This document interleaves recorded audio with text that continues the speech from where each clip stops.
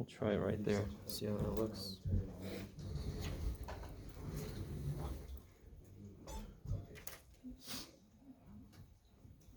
So, all right, I decided to try to assign one of these shells thing just because, just to see if my, I don't know, people from Cuyamaca made it that far, for example, or, yeah, I should have said that, but I won't. So shells are basically built off of, so if you have a cylinder, the surface area of the cylinder, imagine a Campbell soup can, right? Or whatever kind of soup you like. Or whatever the hell kind of canned goods you like. Slice the side of the thing, open it up, doesn't it make a rectangle? Right? And let's say the height of the cylinder is h and the radius is r. Can anyone tell me this dimension, of course, is h? What's this? 2r. 2? No. 2 pi r. So isn't the area of that surface area of that cylinder, isn't it 2 pi r h? Okay. 2 pi r h. And then you add in the fact that this is a shell, so there's a bit of thickness to it. So really, this is really truncated, by the way. This is not me teaching you the method of cylindrical shells. This is me reminding you the method of cylindrical shells. So you have something you're trying to rotate around an axis, right? So you're trying to rotate around the y-axis, let's say, and I can find a rectangle, and I can rotate that around the axis halfway. Now, of course, I'm going to rotate it around full.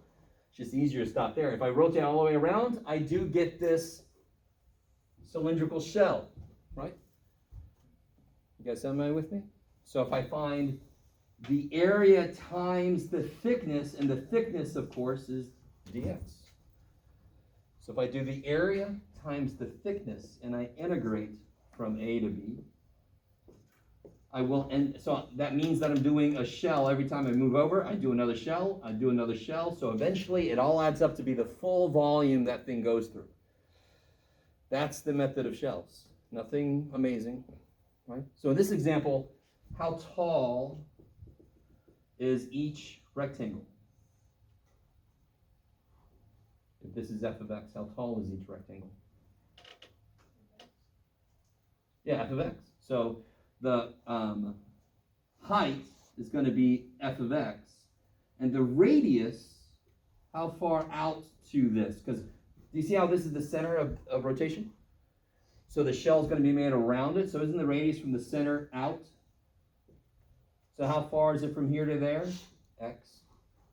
I don't know if you guys remember this. So the only time the radius for cylindrical shells isn't just x or just y is if the axis of rotation is off a main axis.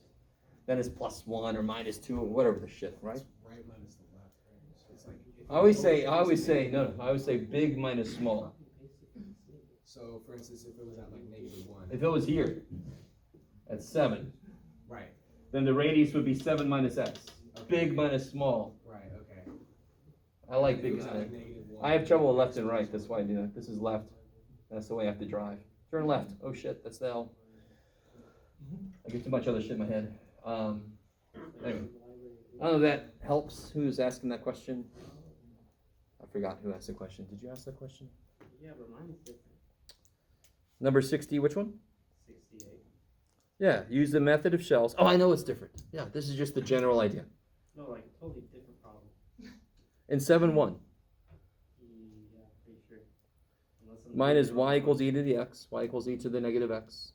Mine's cotangent x over 1 plus 2 sine x of 1/2. Oh, so the problem is not even about the shell method.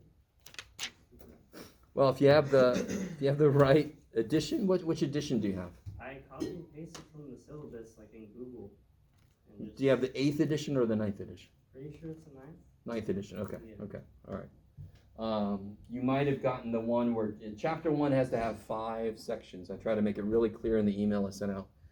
Chapter 1 had to have 5 sections. So if chapter 1 has more than 5 sections, then you have the book.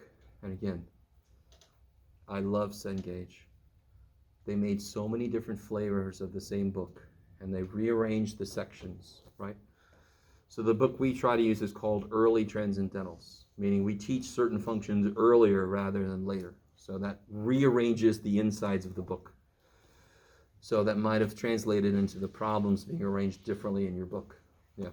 So yours says cotangent of what now? What's the instruction say, real quick?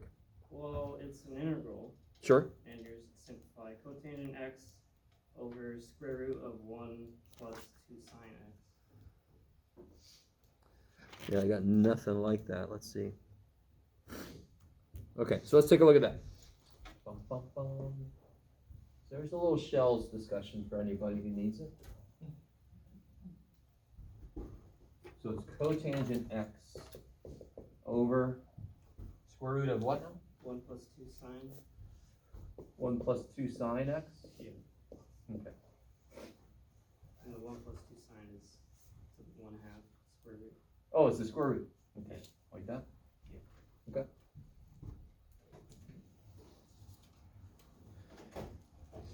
So, one thing you want to notice, what's the first thing you try?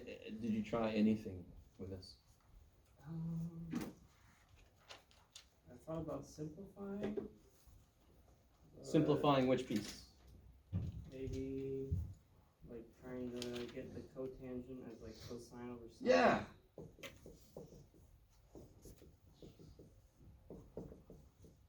Now, I would feel completely in agreement with you if you looked at it and said, that's not better, Jeff.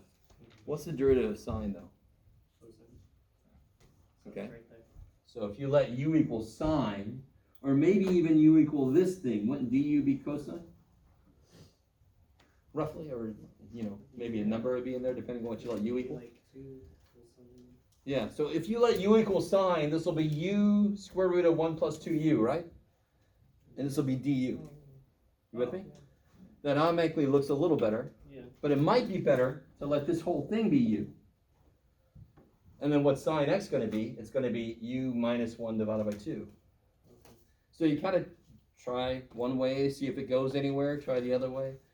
But that's not a bad first step. You already have a sine, might as well make this in terms of cosine and sine because the derivative of sine is cosine. So maybe it's a u sub, right? Okay. Now it still could be a by parts, but these parts are pretty gross. I think you would agree with me. So it looks like it wants to be a u sub, at least the first couple steps. Does everybody see what to try on this problem? If you got anybody else doing this problem? Has anybody else seen this problem? All right.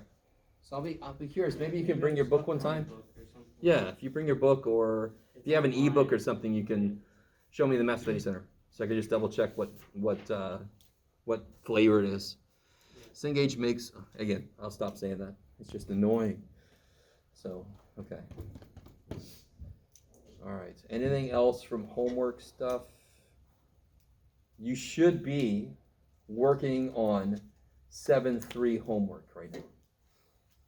Right? That's where you really, really should be, right? Because we're about to get into 7.4. You should at least be getting close to being done with 7.2. Now, if you haven't started 7.2 yet at all that means right now is you're a little behind. You got time to catch up, right? Yeah. Say again? Can you borrow a stapler? Is that what you're saying? Yeah, of course. It's up here. Just, it's my stapler. Bring it back to me. Yes. Just a quick question about number 40 from the 0.2. 40? Yeah. Okay. When we do the use of, we have to change the limits for the angle, right? You either change the limits or you come back to theta before you substitute the limits in, right?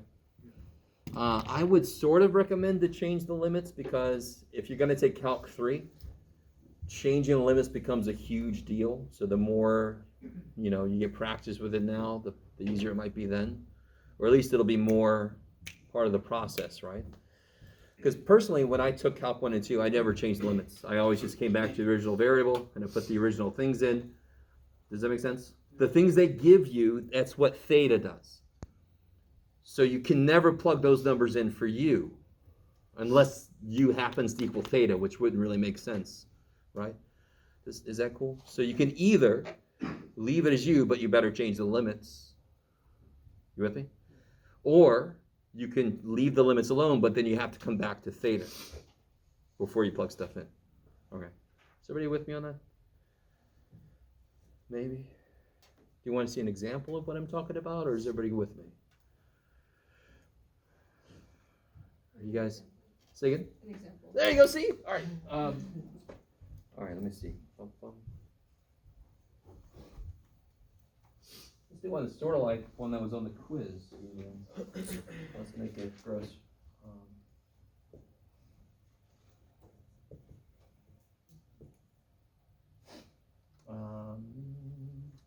Sure.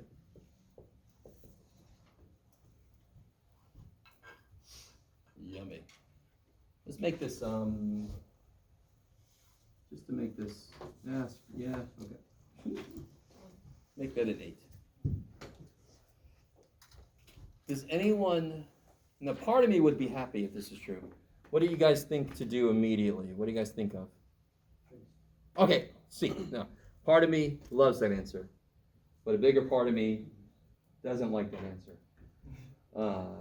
What do you always rule out before you try a more complicated method, U sub? You always take a second and rule out U sub. If you wanted to use U sub, what would you let U equal? Is it kind of obvious? Yeah. Yeah. 8 plus x squared. And what's du? Jeff? 2x dx. These are really, really important. I might not take points off if you don't put them, but you gotta start making it it shouldn't feel right to have an integral without the d something next to it, or to do a differential without that guy on the other side. So that's not bad. I can take the 3 out. I can put an over 2, so I get this, right? And then this. Is this cool so far? So here's what I would do. Here's what young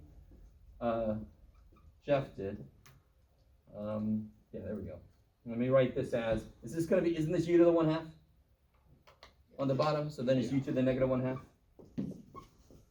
And this is du, is that cool? Yeah, looks good. Isn't that kick-ass cool looking? Now look what I did. What's kind of weird up there? Anything weird? Parentheses, yeah. So what I'm telling myself with this is, what is 0 and 1? They're what x are doing. They are not what u is doing. Yes? So I can't plug this in. So it's the way that I did the problems. I made that shit up. And I got my teachers to accept it. Because, right? Are you guys semi with me? So how did I do this then? So what is the integral of u to the negative 1/2? U to the 1/2 times 2. So that'll be 3. Is that cool? The times 2 and the over 2 cancel. Are you guys with me? And I don't put plus c, of course. And then I would just bring back what u was. And then I could plug in. So this would be still 0 to 1.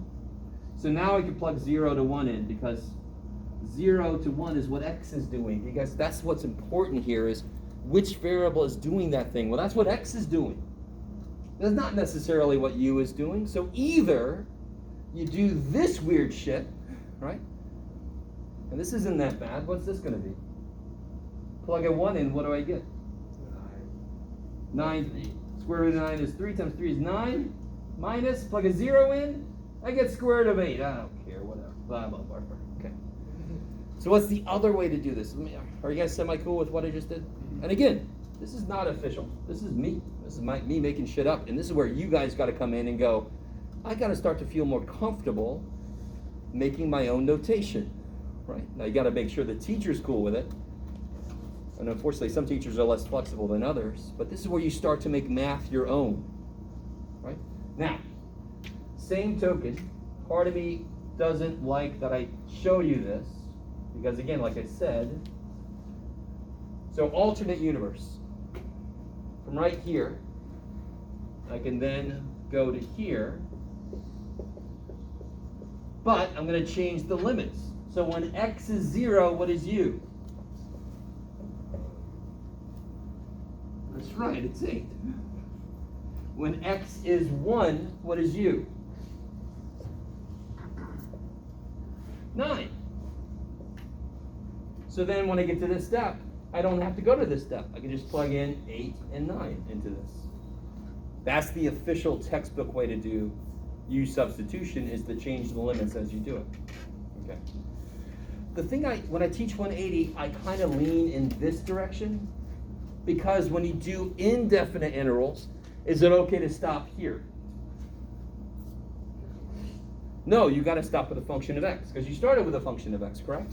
So I try to really get that in their heads by showing them this.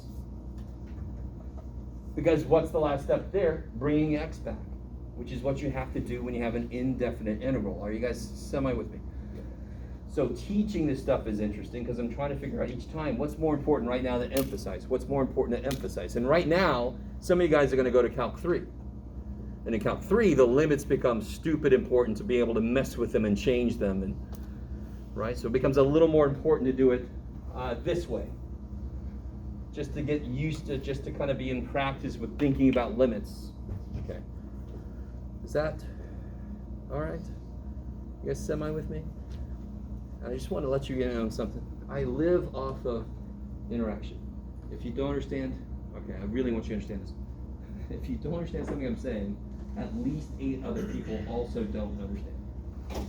And if they're all quiet, you can be their hero, right? If just for one day. Let me do this in order. I think you had your hand up, and then yeah. What's up? So, I was gonna ask you, I did kind of like the same thing, but without the parentheses for the limits, so. So do what? Oh, you do sort of the same thing, but you don't put the little parentheses? Yeah. So I do that just to remind myself, because I know me. I'm going to get to this step, and I'm going to just forget, because I have very little memory. My memory is strong, but it lasts for about 3 milliseconds. So I need to get myself. I'll call myself, hey Jeff, this is you from the past. Don't forget to do this shit. So then I'll get it later. Oh my God, it's me. Oh yeah. Okay. I have horrible memory. I just do, right? But you got to be careful, because you're sort of lying then. Because if you write this, that is stating that u is going from 0 to 1. That is a lie. Does that make sense? Okay, so that's why there's got to be some kind of a concession made if you're going to keep it.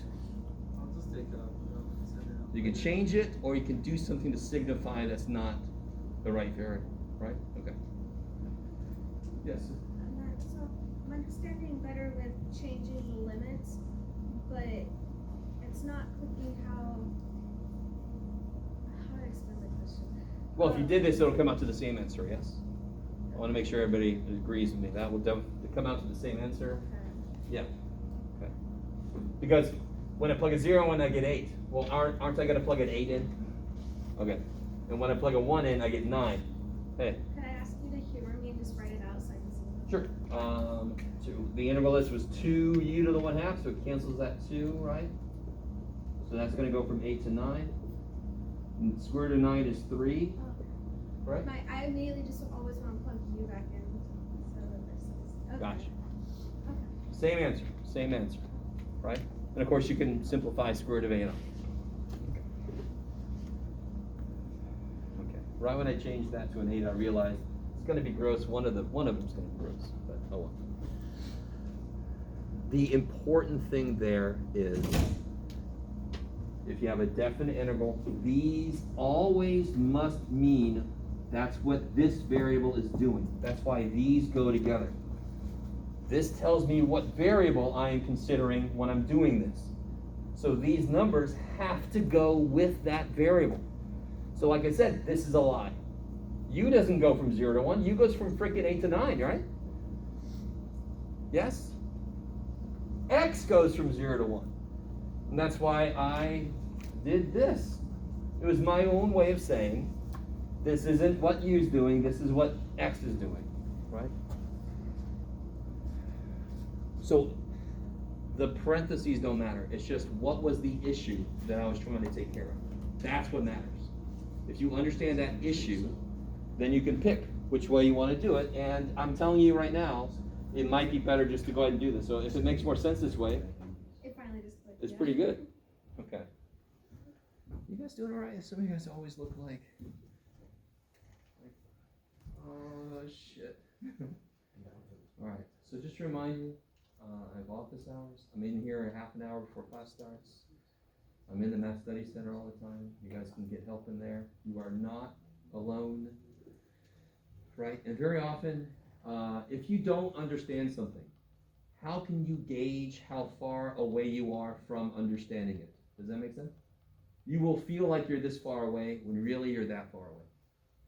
Because you don't know what it is that you're not getting. And most of the time, it's one little thing, and all of a sudden you could do 20 problems because that one little thing wasn't making sense. But you're like, I don't know, all of this shit doesn't make sense. No, it's just this one little thing, right? Okay. Anything else before we get back into where we left off? Okay. So I am seeing some of you guys coming to the Math Study Center. You don't have to come, but part of me doesn't quite understand you if you never go, right? Because it's just a free service, and you got all these people that will help you, right? Please. And at the end of the semester, I can see exactly who has come. You know, sometimes I'll see people in there, but I can see a list of all the people that have come. So even if you go online or you go when I'm not there, I'll still see, and then that could add into like a little fudge factor. Maybe you get a 69.8, which is failing, yes? But I know you went to the Math Study Center a ton, so when I add in that fudge factor, oh shit, you just passed. Oh shit. Do you guys kind of understand what I'm saying? Yes? So I don't have any overt extra credit for going for tutoring. I don't. But I definitely do take that into consideration if you're really close to something. If you got an 89.8 and you went for a lot of tutoring, I might push you from a B plus to an A minus. Because of the effort you put in. Yes? So what's the online one with the Oh. Math Center is until 6, I Yeah, believe? 8 to 6. And the online Zoom drop-in tutoring is 10 to 8. Monday through Thursday, and then I can't remember if it's 10 to 3 on Friday. So they finally updated the website. They have the hours for tutoring in 2 different places. They updated the one place, but they didn't update the other place. And now they finally updated it. It's all very, I love that I can't just freaking change the HTML myself. I'm like, just give me access. No, you have to put in a request and hope to God they actually do it. So, yeah. Which part? So 10 a.m. to 3 p.m. on Fridays for online tutoring. 10 a.m. to 8 p.m. on Monday through Thursday for online tutoring. 8 a.m. to 6 p.m. for face-to-face tutoring Monday through Thursday. 8 to 1 Friday. You guys all with me? And where can you find this information? On Canvas. On Canvas. I have a tutoring link, and I have in the modules, I have the tutoring for those semesters. So there's also the NetTutor program if you're working on homework at 12:57 a.m. You can log in NetTutor. I think it's 20 hours per semester free, just to get help from people that are awake somewhere in the world. Right? It's the service we subscribe to, so yes. It's kind of insane how much help you can get. Okay. Is this okay? Do you guys, does everybody kind of see again, it isn't the specific way I did it. It's what was the issue I tried to address, right? It's the limits have to match with what this variable is doing. You have to be careful about that. Okay.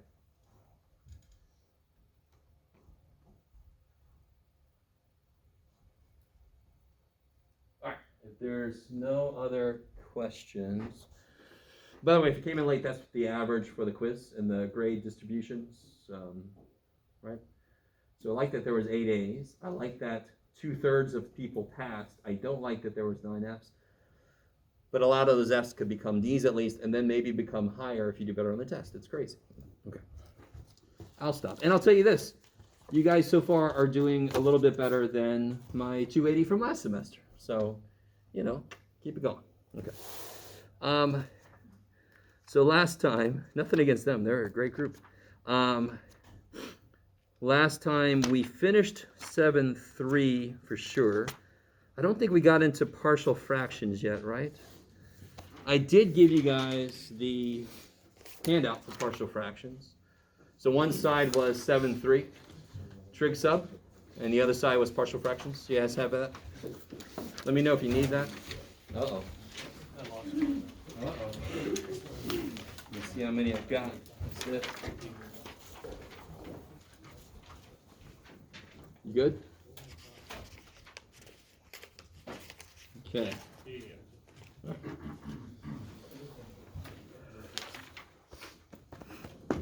Did we, yeah, we did. Yeah, we did. Oh, yeah, you got the one with all the writing. Okay. Here. Sure. There you go. Okay. So some of you guys have some of my work. Yeah, it's all good. That's the last copies I had. You're good. So, trig sub, I really hope you got the idea. It's not just blindly guess and hope. The form of what's in the integral tells you which trig function to sub for, yes? Is that cool? So the better you know the Pythagorean identities, the easier trig sub is. Okay. I like it. So again, if I were you, I'd have that green sheet sitting next to me. You know the green sheet I'm talking about? The trig laws that are up on Canvas. Print that thing out. Just have it sit next to you as you do your homework.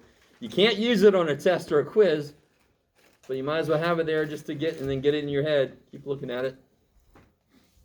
Let me put this up here and see what you guys think. Anybody know what this reference is? It's kind of a strange phrase. Okay, you read it. Good. Do you remember? Sorry. Do you remember what it means? So let me do this. All right. So I'm going to do a backwards example. Can you guys take a minute and just add these? Just add those together. And if somebody tells me it's 4 over 2x minus 3, I'm going to have to ask you to leave. Right?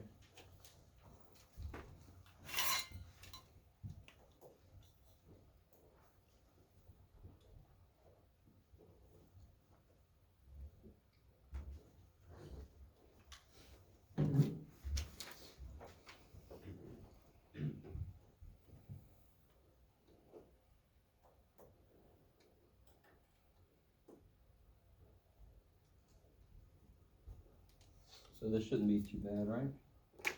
This is one place where you can actually do something related to cross multiplication, though it's not really cross multiplication, right? Multiply. So this guy needs x minus 4, right? I got some freaking good markers finally. Holy shit. Stolen from somebody. Right? Just gotta get LCDs, and then you can put them together. X plus 3x is 4x. Negative 4 plus 3 is negative 1 over x minus 4. Let's put these together. X squared minus 3x plus, yeah, look, plus, minus 4. All right, you guys, did I do that right? I hope so. Yeah, I did. All right, that's easy, right? Don't suddenly think we're going to be doing that. That's just a reminder. So what we're going to do is I'm going to ask you what the integral of, I don't know, 2x plus 3 over x squared minus 5x minus, what do you got, Jeff? Sure, 14. I like it. I want to know, and I didn't know it. Will you sub work on that?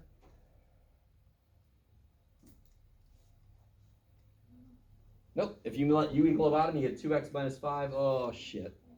Right? So, real quick, if the question here was the integral of this, if that was the question, right? Isn't that equal to this? Are you guys with me? Isn't this equal to that?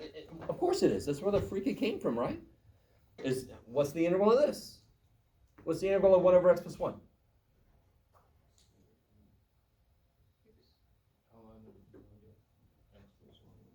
It's the integral of 3, I'll move it that way. What's your number? 1 over x minus 4. Easy as shit, right? So if I could just take the fraction they give me and break it up into, partial fraction, break it up into the parts it's made of, right?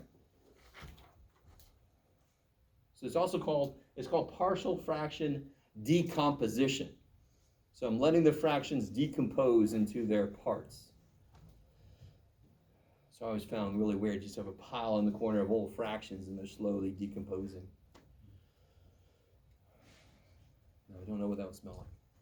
So here, can somebody tell me, how do you factor the bottom real quick? 7 and 2. Yeah, minus 7 plus 2, right? So watch this.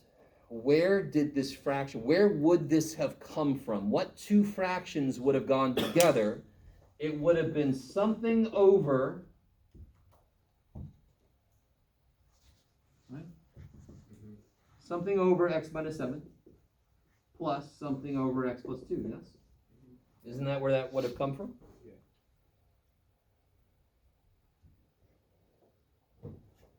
Is that cool so far? Has anyone ever seen this before? Okay. So some say guys, okay. Most no. Let me stop right there. Does that make sense? Because again, to remind you, didn't we combine these two? These two. A over this plus B over that became something over both of them combined, right? Of course they did. Because of getting LCDs and putting them together, right? Okay. So I really want this first step to make sense. So if you break the bottom down, you can put each part there. These two together could combine them. So what are we trying to do? We're trying to figure out what that number had to be and what that number had to be to make this work. Okay. So is everybody semi-decent with, I'm going to take that out and I'm going to look at it by itself. Because if I can break this down into these, the answer is going to be a natural log of 8 x minus 7 plus b natural log of x plus 2 plus c. And I'm done. Kicks so much ass. That's awesome because I can't use your freaking u sub. So, I wouldn't have a clue how to do this. Do you want to do complete the square? Hell no, that'd be ground 5 halves, 25 fourths. I don't want to do that shit. Could you if I made you to? Of course you could, I know you could. But would you choose that? I wouldn't choose that, right? Okay. So hopefully you guys understand what just happened. This must have come from those two fractions like that. Now I can figure out the numbers had to be to make this work. So watch this. This statement is true by definition. So I'm allowed to multiply both sides by this.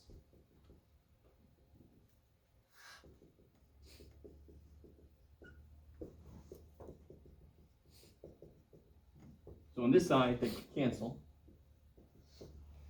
And on this side, the x minus 7 cancels, so the a picks up an x plus 2. Is that cool?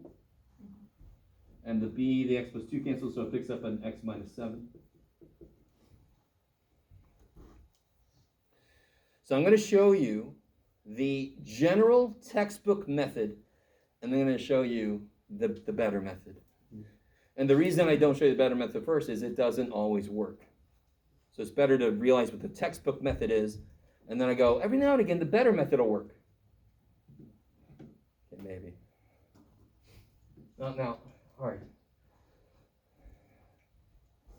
This side is 2x's plus 3 1's, right?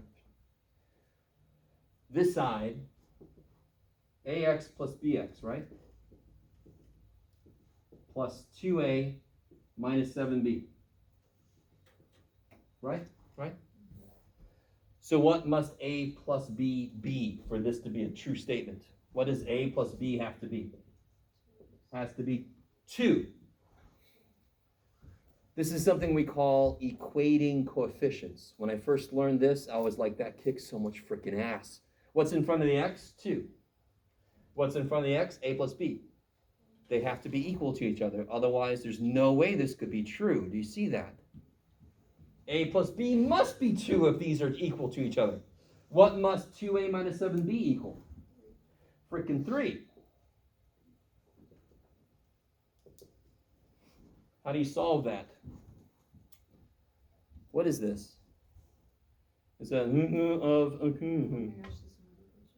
system of equations. So you could use substitution, you could do elimination. Do you guys remember this? You can make a matrix and row reduce it. I don't know why you do that with only 2 variables, but solve that. I'll wait. Solve that system. So there's a system of equations. I prefer elimination method, but you don't have to do that.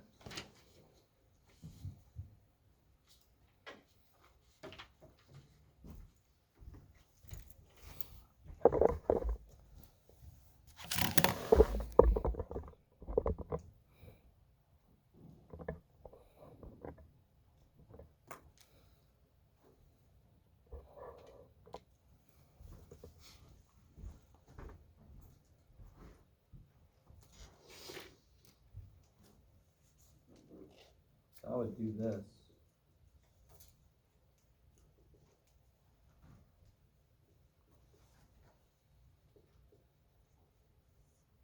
I would multiply it first by negative 2. It's not the only way to do this. Definitely not the only way to do this. But if I multiply this by negative 2, when I add these together, the a's go away. I get negative 9b equals negative 1.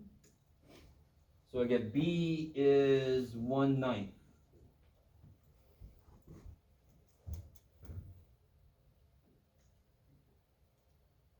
You guys semi-okay with that? No? Now, what you do? So I multiply this one by negative 2. Okay. Because then these cancel. So where did the negative 2 come from? I just multiply this by. What am I allowed to multiply both sides of an equation by? Same number. I can multiply by anything I want to except 0, because then it makes it 0 equals 0 and I lose all the information. I can multiply by any damn number I want to. And I'm going to multiply it so that when I combine these, freaking a's disappear. Because what's the problem with each one of these stupid equations? The number of unknowns is too damn high, right? That meme is too damn old, but I don't care, right? So if you can multiply by something, so I could have multiplied by 7, yes? Because then the b's would have died. So you can just pick and then. Yeah, totally, yeah. So if b is 1/9, what is a? They have to make 2 together, right? If b is 1/9. Ooh, yeah. A is 17/9. I would have also accepted 1 8/9. Right? Don't they make 18/9, which is 2? Once you get one letter, the other letter is easy. Just got to make it true. Let me stop for a minute.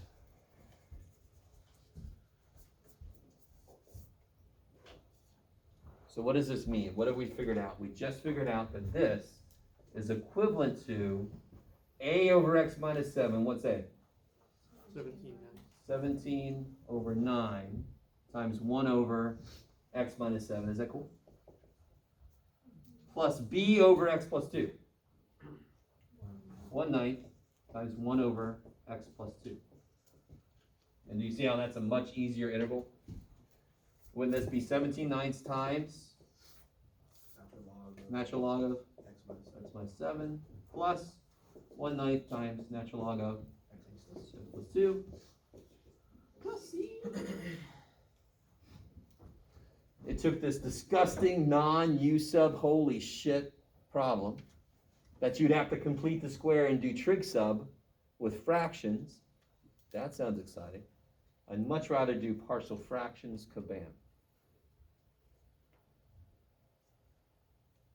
Now, let me show you what I'm currently calling the better method, right? The better method is awesome, but it doesn't always work. So that's why I want to show this way first. This way always works. Can I tell when the better method is going to work? Yes. When is the better method going to work?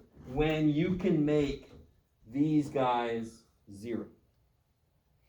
All right, so let me just stop for a moment, make sure everybody's got this copy down. This problem is done, right? This house is clean. This problem is done. I'm going to back up, do an alternate universe, and start again from, like, right here. Okay. We're going to get the same answers, just a different way.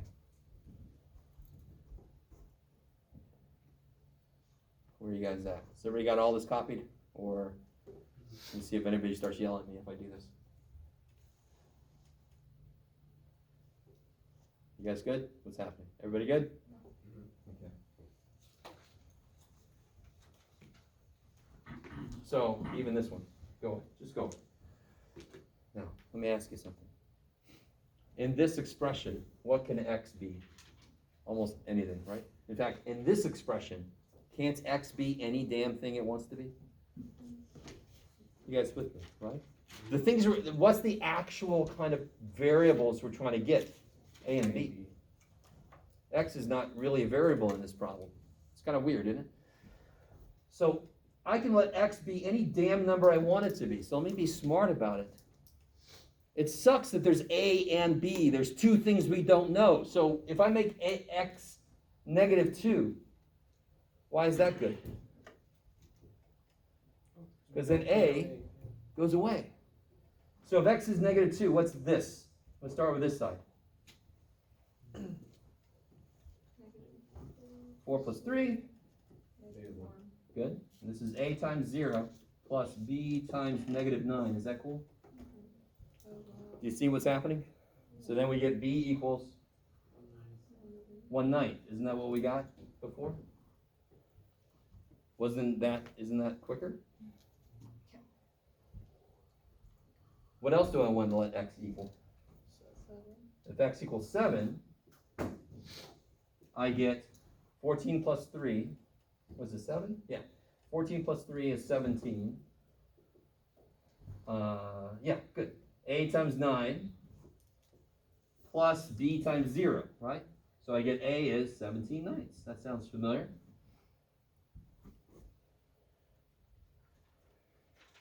That's the quicker way you were saying? Do you agree? Was that quicker? Yeah, for sure, but you said it also doesn't work. It doesn't always work. We're going to get there. Okay. It always works if these are straight up linear with things that make them 0. Maybe even more specific.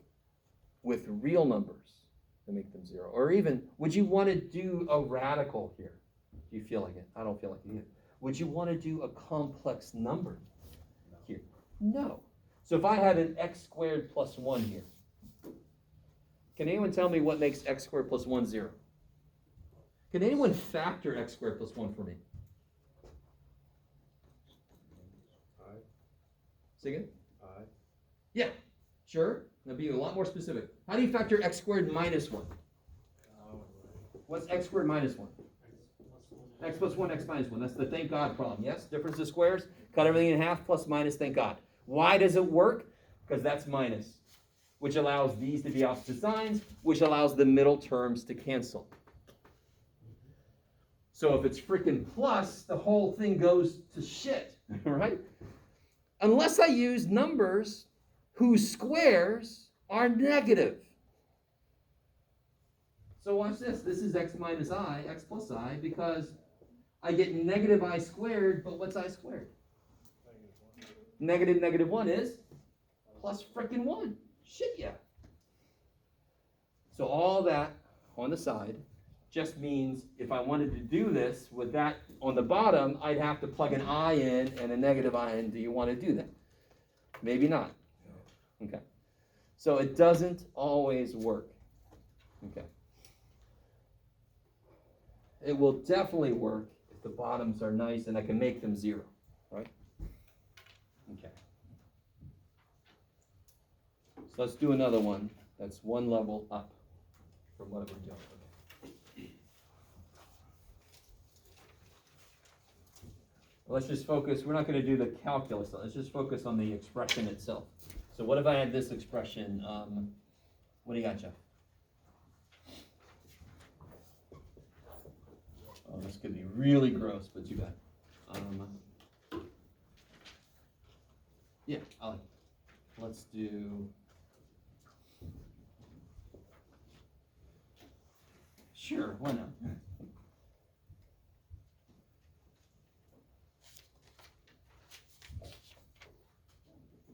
Oh man, this is probably gonna be gross. I don't care. Can you factor the bottom for me? And again, this seems to be the Achilles heel of students beyond, algebra. Factoring we forget, factoring cubes we especially forget, and I really can't blame you, because it's the only form that I can't really sink my teeth into. I gotta memorize that shit. Does anyone remember how to factor a cubes? I'll start us off. Little dude, big dude. If I put 1x here, how many have to go there? 2. Does that make sense? What's 8 made of? Break 8 down. 2 4s or 3 2s. 2 times 2 times 2. So if I put 1 2 here, I better put 2 2s or 4 there. Don't I get my x cubed? Don't I get my 8? Right? I'll make this the same sign. And I'll make that plus. See how that's minus 8? And there's my x cubed. Is everybody with me so far? Isn't that freaking nice? So if I have a cubes, there's 3 of everything. So with the squares, I cut it in half. Put 1 1 1 1 because there's only 2 of everything. With cubes, I put 1 there, 2 there, 1 there, 2 there. Now watch this. This is awesome. So everybody agrees with me. There's our x cubed. Yay. There's our minus 8. Yay. So then some of you guys are like, why you got this shit? We're done, right? We're done. No, because I also picked up a minus 2x squared. Do I want a minus 2x squared? Is that part of the answer? Is part? No. And I also got a freaking 4x. I don't want a 4x. Right? You guys understand? This can't be the answer because it multiplies out to be this plus this. That's too much shit. So, does anyone, should I even bring this in? Sure, why not? Has anyone ever seen Pulp Fiction? The movie Pulp Fiction? And there's that scene where the unfortunate thing happens in the backseat of the car. You know what I'm talking about? So they have to call the dude to come over to Quentin Tarantino's house. And so I was the cleaner, right? I think he was the wolf, but he was the cleaner. His job was to clean up the stuff they didn't want. Namely, all the stuff that was in the backseat of the car. Now, the prereq for this course was not to watch Pulp Fiction, okay? So, if you didn't watch Pulp Fiction, you're fine. I didn't even have to bring that in, but just in case you've seen it, I just like to point it out. So this guy, I'm gonna put a number right here, a thing, an expression right here that's gonna make those go away. And it's always the same thing. This times this, 2x. And if its job, whatever this is, whatever that is, times whatever that is. If its job is to cancel the shit that's there, shouldn't it be the opposite sign? So let's see what we get. Isn't that minus 4x? Didn't we just create a minus 4x that didn't used to be there? Look at that. And didn't we just create a plus 2x squared? Look at that. Come on. God. So I'm not a fan of songs. You guys know the low-D high, the high-D low, and the way we go and the bullshit, right? My song is top first, and that's it. If you just do the top first, quotient rule is easy. Top derivative first. You guys understand what I mean by it? Okay. So my song for this is 1 of each, 2 of each, product in the middle, do. You can tack on any little thing at the end you want. And I don't know, has anybody ever seen it? Look, see how that's the same sign, always. That's the opposite sign, always. And this one is always positive. And this is why I like the fact that it relates to the cleaner from Pulp Fiction, because that's freaking soap, yes? Let's do another one real quick while it's in our heads. Just do cubes, and then we'll finish this partial fractions, right? Just do cubes real quick.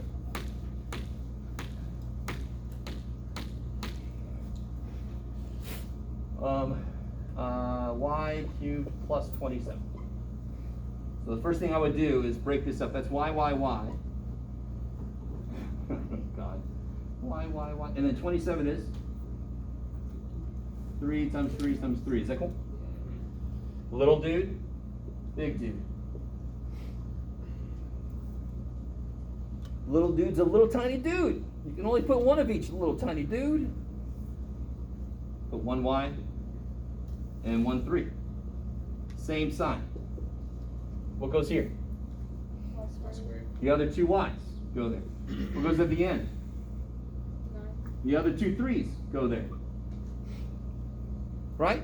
1 of each, 2 of each. That step is easy. The middle one freaks people out, but it's always, what sign is it going to be? Negative minus 3y. 3y. Done. And unless there was a GCF you missed, you can never, ever, ever, ever factor this guy using rational numbers. He just will not factor.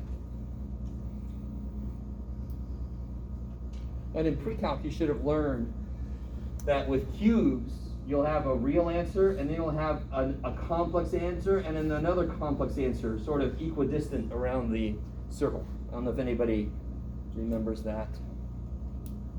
It's not important. Real answer, complex answers.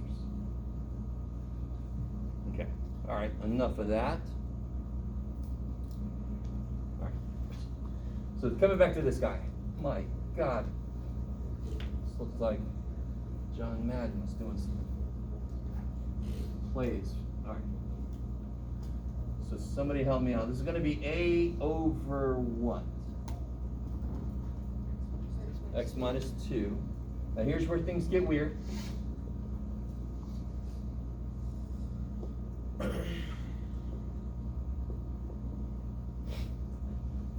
In general, to be the most encompassing we can be, we have to represent all the things that could have possibly gone into this. The top must always be the most general degree thing that is 1 degree less than this.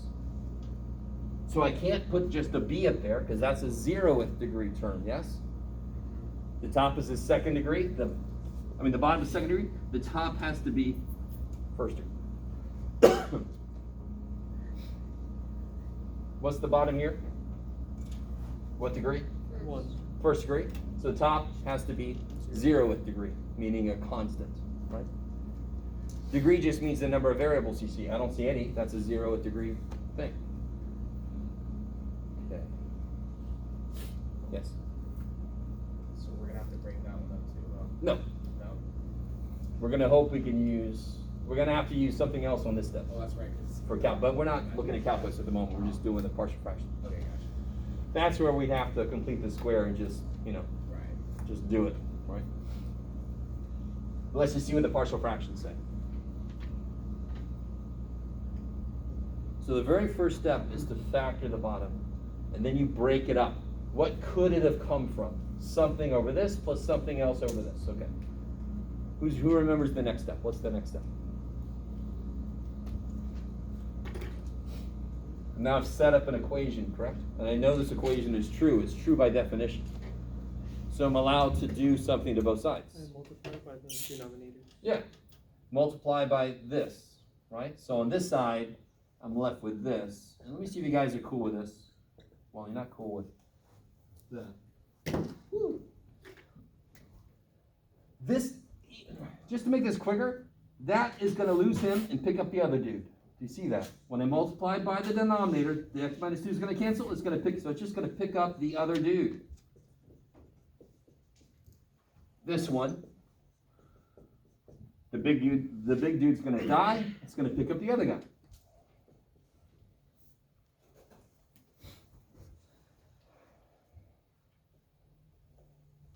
Okay.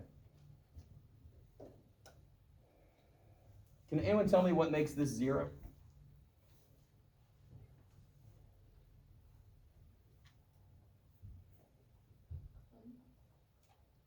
No, right? It's going to be some remarkably gross, complex number.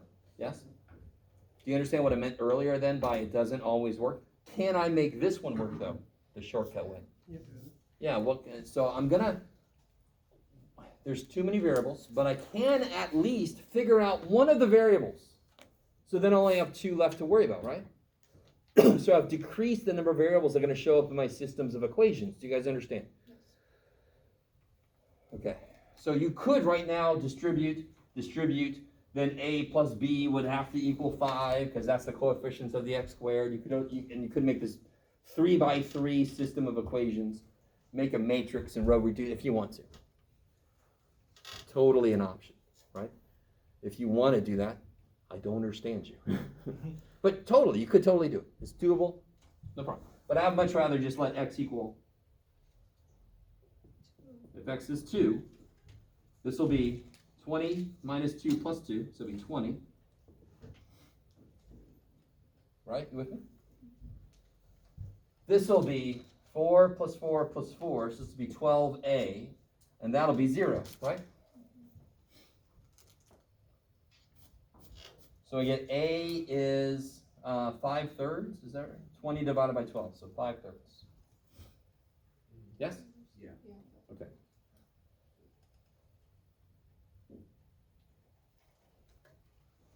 Now, there's a couple different ways to proceed. If that would have been a nice whole number, I would have put it right there, distributed, subtracted this stuff, and then I could have proceeded. But what I'm going to do is this. So I know what a is now, right? Anywhere I see I could put 5/3 if I wanted to, yes? But let's just go with this until we get somewhere. So I get 5x squared minus x plus 2. Let's multiply this out.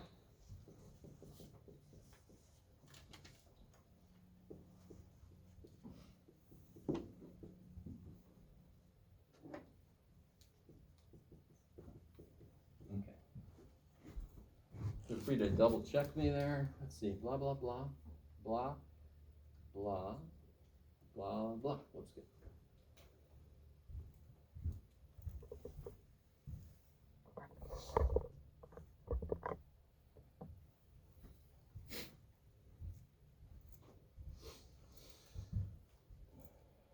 Now, can anyone tell me what would have to equal 5? What would equal 5? A and B. You guys, does everybody see that? Where's my x squares? So that's it. That's the only x squares. So don't a plus b have to be 5 to make this a true statement? So I know a plus b is 5. What do I know is negative 1? This has got a little more going on. 2a minus 2b plus c. So 2a minus 2b plus c is negative 1. So again, this is called equating coefficients. It makes so much freaking sense. Whatever the coefficient of something is on one side, it's got to equal the coefficient of the same thing on the other side. It's got to if the equation is true. And of course, what does that have to equal 2? 4a minus 2c. I love it. I put these two together because they kick a lot of ass. Because don't I know what a is? So you just can put 5/3 in, figure out what b is, put 5/3 in, figure out what c is. You guys see that? Maybe? I already know what a is, yes? Oh yeah, huh? Yeah. I don't even have to use this guy. Right? You guys all see that. If I put a 5/3 in, can I solve for b? Yeah. If I put a 5/3 in, I can solve for c. Right? Go ahead, do it real quick. Chop, chop.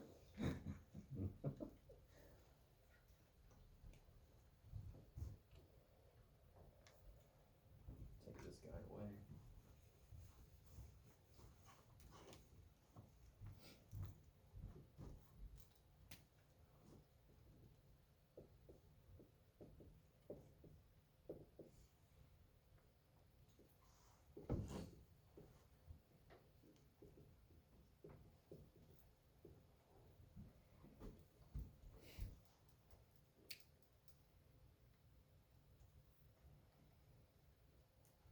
Yeah.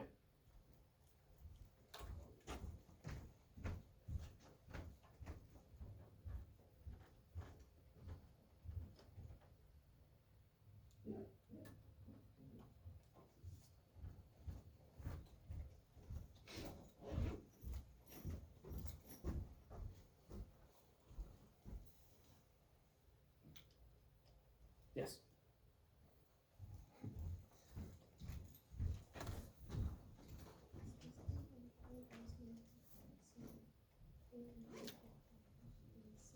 Yeah, so if ax squared plus bx squared has to equal 5x squared because this equation is true.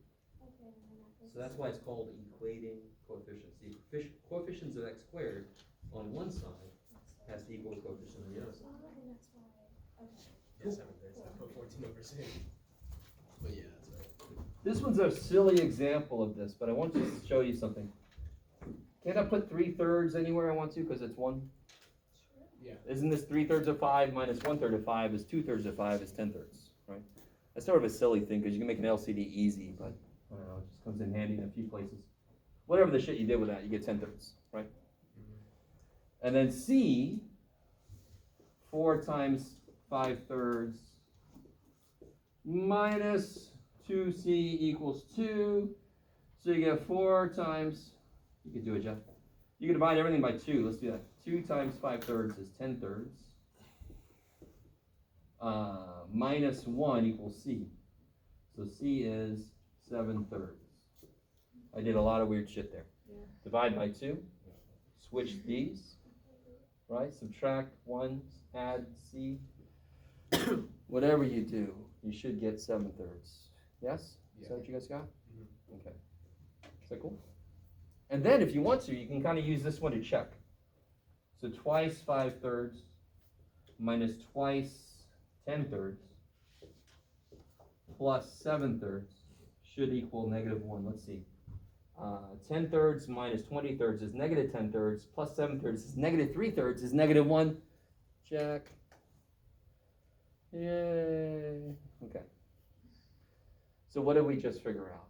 I don't know. Oh, did we just figure out that, I can erase some of this stuff now, right? We just figured out that this is equivalent to, 5/3. yes, A is 5/3. 5 over 3x minus 2, is that cool? 5/3. Plus, now this is just gonna be gross, too damn bad. What was B? 10/3 x plus 7/3. So I could put the 3 on the bottom, I could do that next, but you know. I could put the 3 on the bottom, so it'd be 10x plus 7 over 3 times that. Is that cool?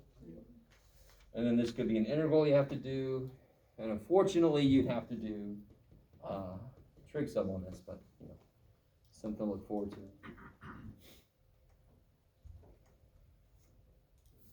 So again, what are the 3 things here? Well, 4 things really. You have to know how to factor. That's the 0th step, right? To know how to factor. Then you have to understand, given what you see, right? Given what you see in the factorization, what does it look like when you break it apart? What's the general way it could look like when you break it apart? And then it's the process after that of equating coefficients, or you can do the let x equal a number. Okay, maybe. And just to remind you guys, I have all this frickin' steps down on that handout I gave you, which I don't have any more of, right? One side was 7/3, and the other side was partial fractions. So there's one situation we haven't talked about yet. So let's talk about it. I'm gonna erase all this.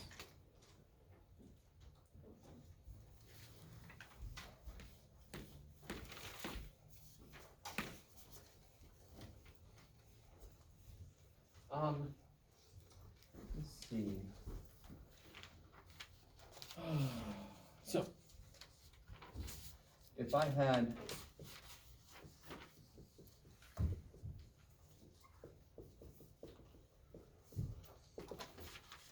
here, figure it out for me real quick.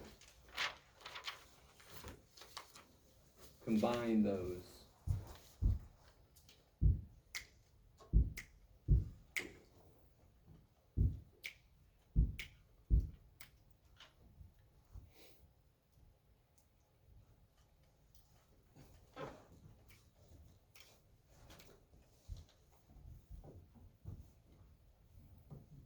Be pretty quick. Oh, do you have a question, or you want to tell me the answer? Yeah, I just wanted to, isn't it, x plus 4 times x squared plus 8x plus 16? Whoa, no. LCD, who's missing something? First or second guy, are they both missing something? Yeah. No, only one of them's missing something, right? What's he missing? Squared. No, careful. You're not allowed to square the top and bottom of a fraction, right? It's missing an x plus 4. Now they both have x plus 4 squared on the bottom, right? Okay, I like it. So then I just get x plus 4 plus 3, so x plus 7 over x plus 4 squared. Right? Now I really want this, so if I have something with a repeated factor, can anyone tell me this factor right here, the inside of this, what degree is it? First degree, right? It's just a first degree thing repeated. Yes? So that's why the top are just numbers. And then you might say something like this. You might say, all right, smart dude. It could have been this shit. Yeah? Yeah? Sorry. Somebody basically said it to me once, basically like that. So, could have been that. Yeah, deal with that shit. So, I want you to notice something. All right. Does everybody see what's happening? Couldn't the problem have started like this? I just picked numbers, and then said, well, you could have just picked this. Watch this shit. You ready? If I look at this second dude, this is kind of funny.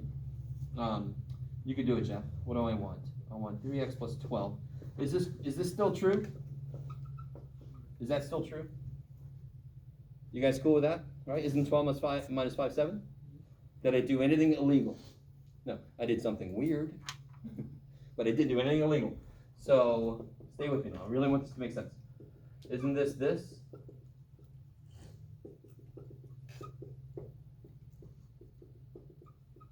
Yes? That over that minus that over that? Yes? Doesn't this cancel? I'm going to get 1 over x plus 4 plus 3 over x plus 4. No matter what the shit I do, it'll become number over 1 minus or plus whatever, number over 1 squared, right? That's how repeated factors work. It will always reduce to be 1 degree below whatever this actually is. So I understand, if I said, what's the degree of this? You should say second degree, right? You would say second degree, because that's what the shit it is. But I'm asking you to realize, for partial fractions, it says this is a linear repeated. So it's still linear. So the top is always 1 degree less than the bottom. That's not truly quadratic. It's not truly second degree. It's a repeated first degree. That's why the top is a constant. So the general idea of partial fractions is when you write the general way to break them down, the top has to be 1 degree below what the bottom is. Maybe. Yes? So if it's not, you're doing something wrong. Yes. Yes. Yeah. So the problem is if you put too much shit in, you put ax squared plus bx plus c when you didn't have to, the math is going to tell you a is 0. If you don't put enough stuff in, there's nowhere for the math to tell you the right number because you didn't give it a place. Does that make sense? If I was supposed to put bx plus c and I only put b, there's no c there for the math to tell me. It's got nothing to do, so I'm going to end up with something that doesn't make sense. 7 equals 2 or something. Is that? So I have to give it the most general way to write what could have been there. So.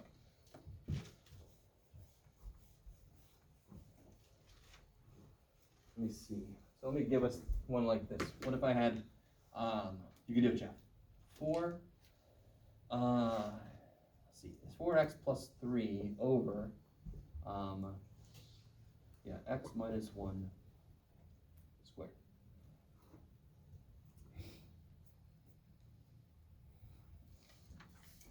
And I want to break that down. I want to decompose this.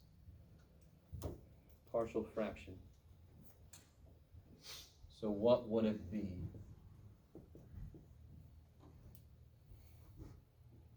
The bottom's already a factor, right? That's awesome. So a over x minus 1.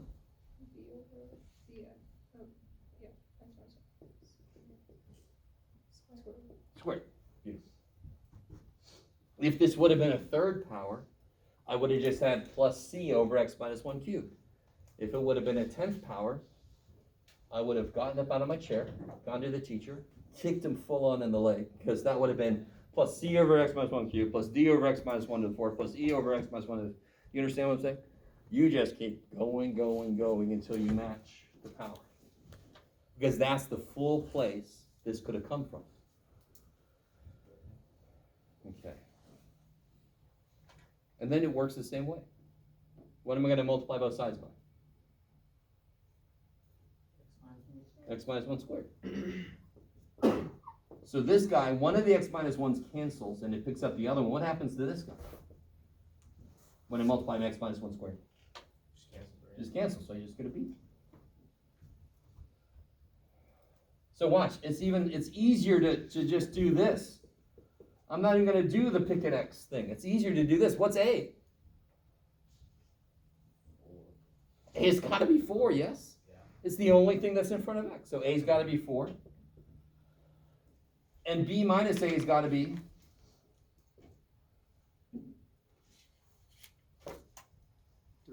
3. So what's b gotta be? B's gotta be 7. So then this would equal, where'd it go? 4 over x minus 1 plus 7 over x minus 1 squared. And then you can integrate that, blah, blah, blah.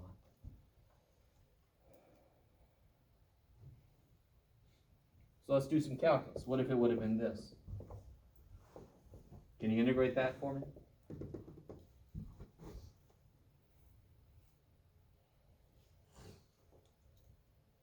You guys agree this would have been kind of gross by itself?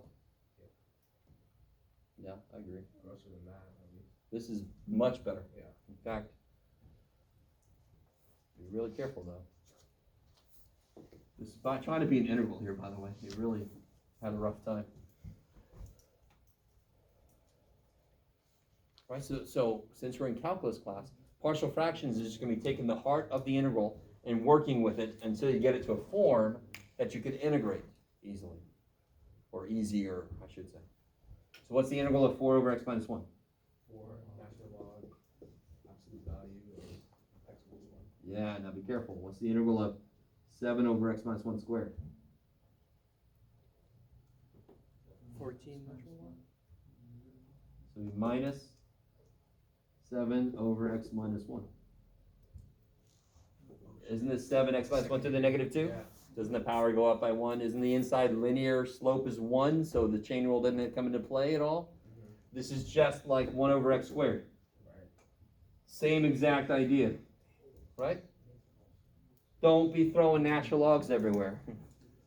Natural logs only work in one situation. Well, see.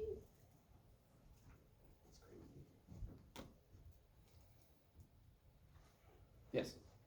Can you explain the 1 over x squared thing? Okay. So tell me out. What's the integral of 1 over x squared? So it's the integral of x to the negative 2, right? Yeah. Okay. So that follows the rule, because the only thing that doesn't follow the rule is when n is negative 1, right?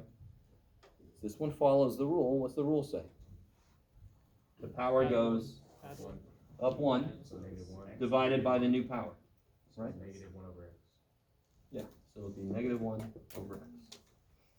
So what if I would have done this? What's the integral of 1 over x minus 1 squared?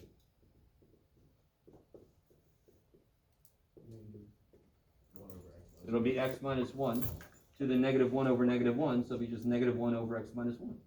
And then what if I put a 7 into it? Well, I just put a 7 into it, right? I really want you guys to get to the point where you realize if the inside is linear, especially when it's freaking slope 1. What does chain rule do to me if the inside is linear slope 1? It doesn't do shit. So integration should be easy then. It's exactly like integrating 1 over x squared then. It's exactly the same. Maybe? Okay. So let me see, where am I? Oh, yeah. So then you throw a 7 in, and that's the same thing, right? Okay. So it's definitely not natural log because it's a second power. It's a negative 2. It's not a negative 1. That rule for natural log doesn't show up, right? People get a little natural log happy. And you start, oh, it's over that. It's a natural log of that. No. Okay. Maybe? Yes. Can you repeat the first step, because that's where I got lost. Oh. So when I see repeated factors, it's going to come from a over one of them plus b over two of them until I get up to the power. Thankfully, there was only a power of 2, right? And that was the whole discussion before we did this problem. I wanted you to understand why it makes sense that it comes from a constant over this plus a constant over this squared for as long as I need until I get to that power. And thankfully, it was the second power, so it could stop there. Oh, shit. Everybody got this, hopefully? It's already gone. Yes. Did you have a question on what I just erased? Which part? Where? Oh, the part I erased? Yay! Go, Jeff. Say again? Yeah, we got A was 4, right? And we got B was 7. Yes? Oh, okay, okay. So real quick, if I saw this, how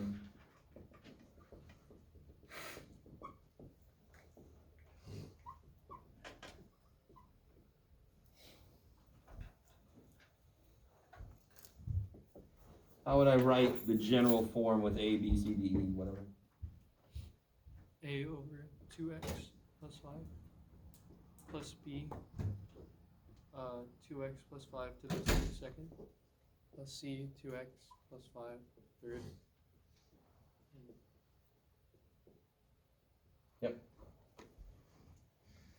And we multiply both sides by 2x plus 5 to the 4. That would be disgusting. You guys see what I'm saying?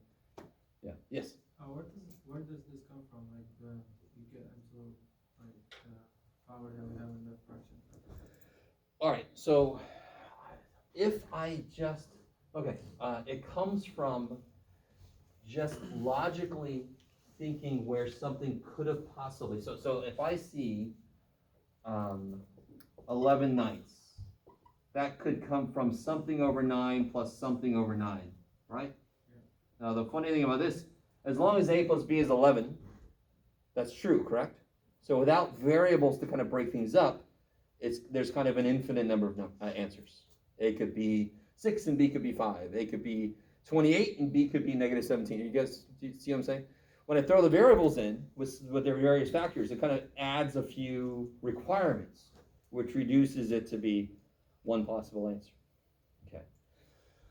So if I see something in the form 5x minus 2 over x plus 5 squared,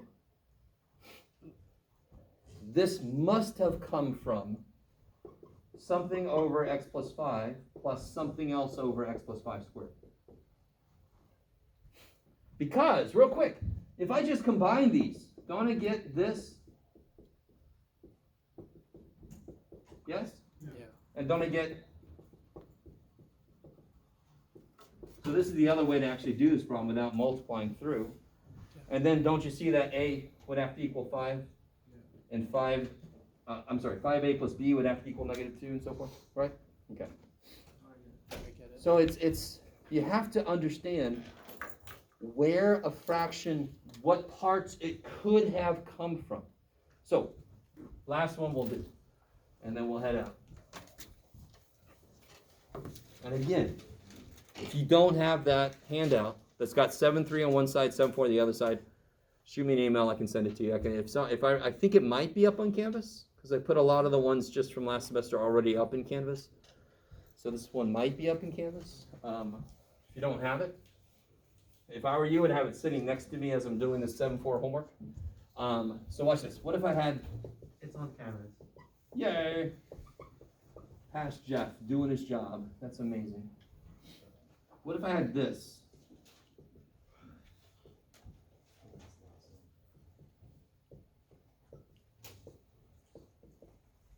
Okay. I love it. Screw you, Jeff.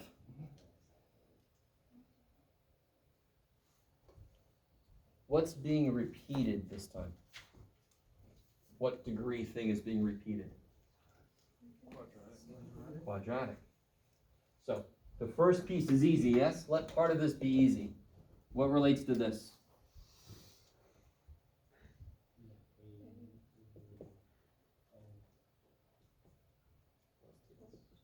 By the way, just to make this true, just erase the 4x cubed. Yeah, this has to be a degree less than this, or else you can use long division to do part of this. I'm just making shit up right now just to do the bottom real quick. So that's easy, yes? That's beautiful. So that's not repeated. It's a single linear term. Just go, yay. I'm gonna have to have one of these. But what's gotta be on top of this guy? Nope. Bx plus c, because what degree is it? It's truly second degree. It's not just a repeated thing, it's a truly second degree. So the top's gotta be a first degree, the most general first degree. Now, if it turns out I don't need an x term on top, the math is gonna say b equals 0. But if I don't put that shit there and it's supposed to be 1, how can math tell me that? Do you understand? So if I don't put that there, and b is supposed to be 1x up there, how can the math tell me? I didn't give it a place to, do you guys understand? It's almost like, here's a way to communicate with me, math. And we're like, we didn't give it a way to communicate with us. Oh shit, okay, there we go. And then I have to have, anytime I have a repeated term, I don't care what it is, I've got to have one of them, and then I've got to have two of them until I get all the way to the, and thankfully there's only 2 of them. But what's on top of this one? Yes, dx plus e. Because again, it's the second degree just repeated. So the top is always 1 degree less than the bottom. Don't include the repeats in that consideration. Does that? Now, do you understand that would be pretty gross? Okay. I just made it just to show you that example. Okay, maybe. And again, every single step I just talked about, including the let x equal a number, is on that handout I gave you, right? Okay. So that's section 7.4. You desperately have to just give it a try. And then, like most math books, right? What do you guys think on the test? What do you think is going to happen? Am I going to tell you exactly what method to use on each integral? No, because I am a math teacher and we are all jerks. So I'm going to have, I might do it a couple times, and then I'll have this big collection of A through F, and I'll just say integrate. And then you have to use the right thing, right? So if I were you, I would want practice with a bunch of problems where I have to figure out what to use. So of course that's section 7.5. Section 7.5 is they just throw everything at you. Here's a bunch of integrals. Do them. So you have to figure out which method to use. So 7.5 is awesome practice for you. What you know the test is, at least part of the test is going to look like. Because part of what I have to test you on is your ability to tell when to do what. Which I agree with you is one of the hardest things in mathematics, right? I know how to do this, I just don't know when to do it. I hear that all the time. So you got to get in there and practice that. So I think that's enough. I think I didn't put 7.6 in there. I think that's like an optional section. But we are going to do 7.7 where we get to revisit Riemann sums. Yes! And we get to use trapezoids instead of rectangles. Yes, Jeff. The news just keeps getting better. All right, guys. If you didn't get your quiz back, come up and see me. Otherwise, I'll see you guys Thursday or Wednesday. Thank you. No worries.